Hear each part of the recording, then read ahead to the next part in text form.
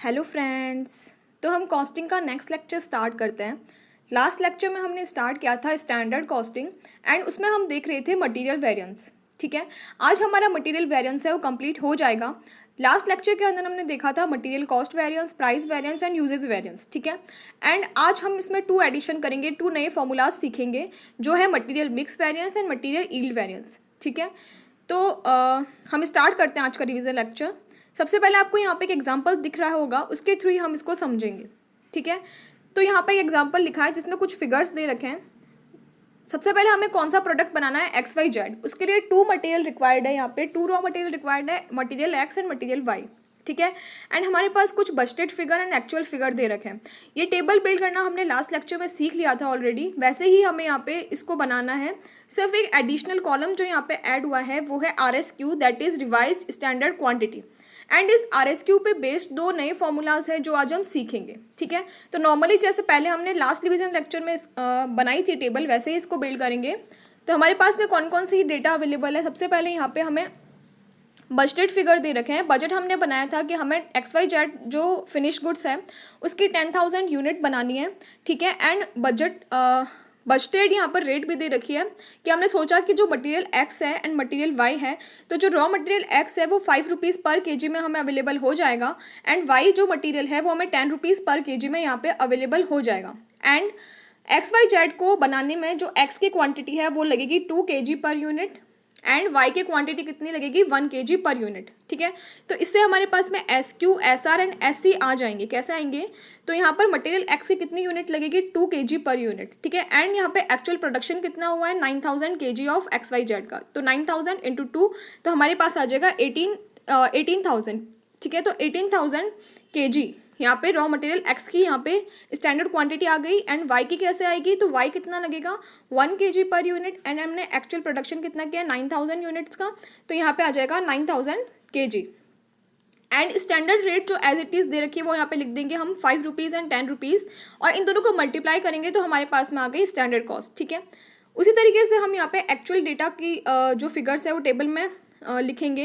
तो actual production हमारे पास था 9,000 यूनिट का, एंड एक्चुअल में जो X को बाय करने में लगी ₹6 पर केजी, एंड Y को बाय करने में लगे हमारे ₹8 पर केजी। ठीक है, एंड XYZ को बनाने में X का जो कंजप्शन हुआ वो हुआ 2 kg per unit, and Y का एक्चुअल कंजप्शन कितना हुआ, 1.5 kg पर यूनिट। ठीक है, तो इन दोनों को हम 9,000 से मल्टीप्लाई कर देंगे तो हमारे पास में आ जाएगी एक्चुअल क्वांटिटी। ठीक है, तो 9,000 इंटू 2 करेंगे तो आ जाएगा 18,000 जो हो गई X की क्वांटिटी, एंड 1.5 इंटू 9,000 करेंगे तो 13,500 ये आ गई Y की क्वांटिटी। और एक्चुअल रेट जो 6 रुपीज़ और 8 रुपीज़ है वो हम यहाँ पे लिख देंगे, और हम इन दोनों को मल्टीप्लाई करेंगे तो हमारे पास में आ जाएगी एक्चुअल कॉस्ट। ठीक है, तो यहाँ तक का जो भी काम था वो हम पिछले लेक्चर में सीख चुके थे ऑलरेडी। एडिशनल जो हमें सीखना है वो है RSQ, that is revise standard quantity. तो इसमें बहुत ही सिंपल है, ये बिल्कुल भी हार्ड नहीं है। हमें क्या करना है, जो एक्चुअल क्वांटिटी है उसकी टोटल करनी है, X की और Y की। तो 18,000 प्लस 13,500 तो 31,500। ठीक है, तो यहाँ से हमें ये जो 31,500 इसकी टोटल आई उसको एज इट इज़ कॉपी करना है टोटल में, किसकी, RSQ की। तो हमने यहाँ पे कॉपी कर दिया, एंड X और Y को एक रेशियो में डिवाइड करना है। 31,500 को रेशियो क्या होगा, जो हमारी स्टैंडर्ड क्वांटिटी का रेशियो है वही रेशियो लेंगे। मतलब यहाँ पे 2:1 है, 18,000 एंड 9,000 2:1 का रेशियो है। तो यहाँ पे हम इसको 31,500 को भी 2:1 के अंदर यहाँ पे डिवाइड कर देंगे, किसमें, X में और Y में। तो यहाँ पे आ गया 21,000 एंड 10,500।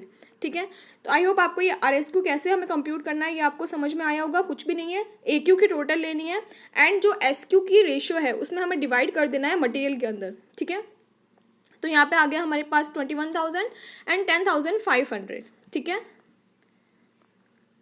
अब हमने जो 3 फार्मूलाज है जो पिछले लेक्चर में हम ऑलरेडी सीख चुके हैं वो लगा के यहाँ पे कंप्यूट करेंगे। सबसे पहले मटेरियल कॉस्ट वेरिएंस। ठीक है, तो कॉस्ट टोटल एक्चुअल कॉस्ट कितनी लगी, 2,16,000, एंड स्टैंडर्ड कॉस्ट कितनी थी, 1,80,000। ठीक है, तो इन दोनों को लेस कर देंगे इसमें से, तो हमारे पास आ गया 36,000। अब ये एडवर्स होगा या फेवरेबल, तो यहाँ पर हमने सोचा था स्टैंडर्ड हमारा ये था कि 1,80,000 कॉस्ट आएगी, लेकिन हमारी कॉस्ट एक्चुअल में कितनी आई, 2,16,000। तो ये हमारे लिए एडवर्स कंडीशन है। ठीक है, तो इसलिए आ गया 36,000 का एडवर्स।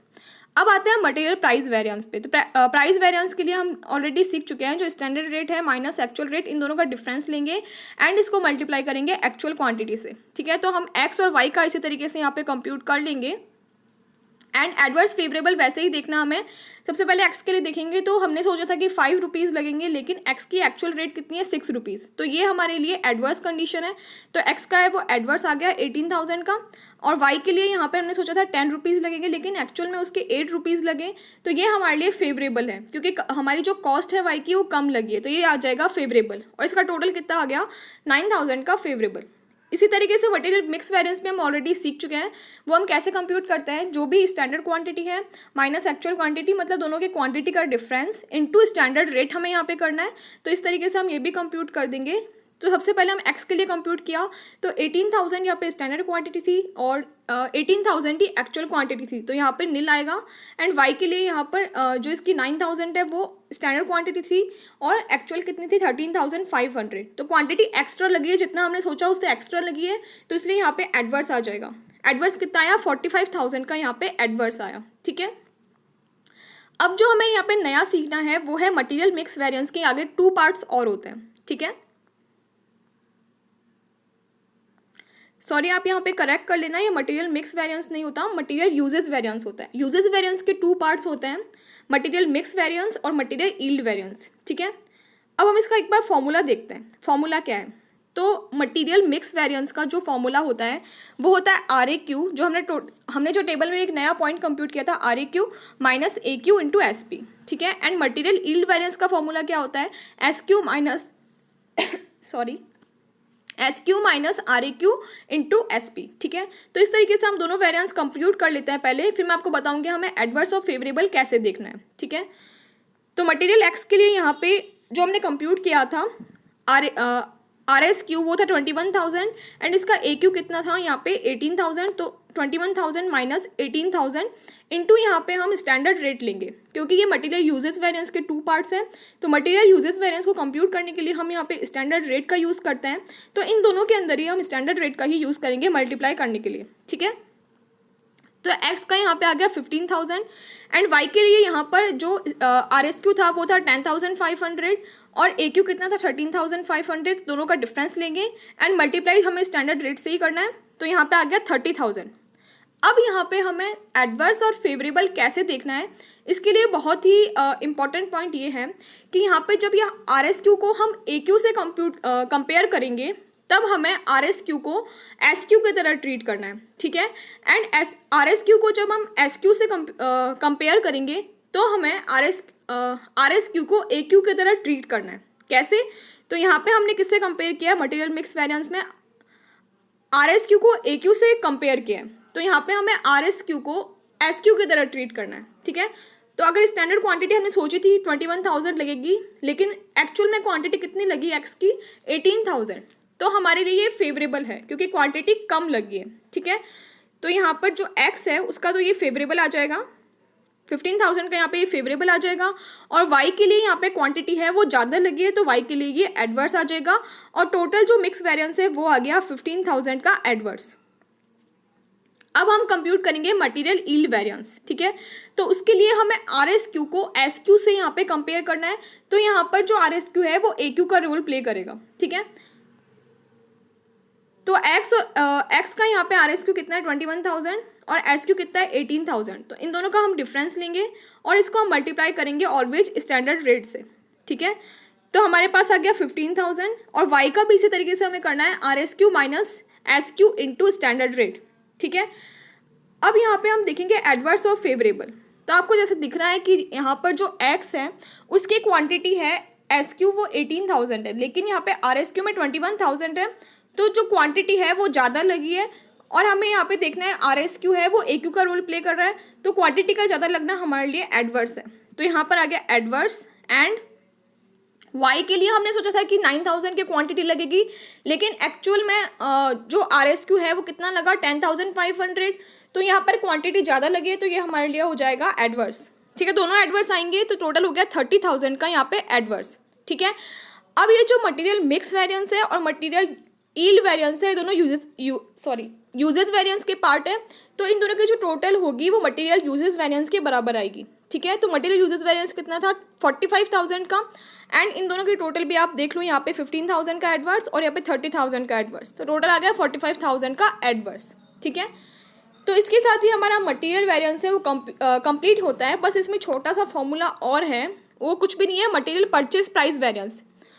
ये जो टेबल है ये इसमें इंक्लूड नहीं है, ये अलग से एक फॉर्मूला है, अलग से आपको पूछ सकते हैं मटेरियल परचेज प्राइस वेरिएंस, तो उसका फॉर्मूला होता है